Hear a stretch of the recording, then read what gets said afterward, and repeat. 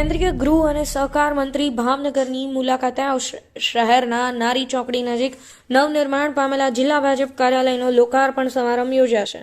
જિલ્લા ભાજપના નવનિર્મિત કાર્યાલય કમલમનું લોકાર્પણ કેન્દ્રીય ગૃહમંત્રી અમિત શાહના હસ્તે કરાશે।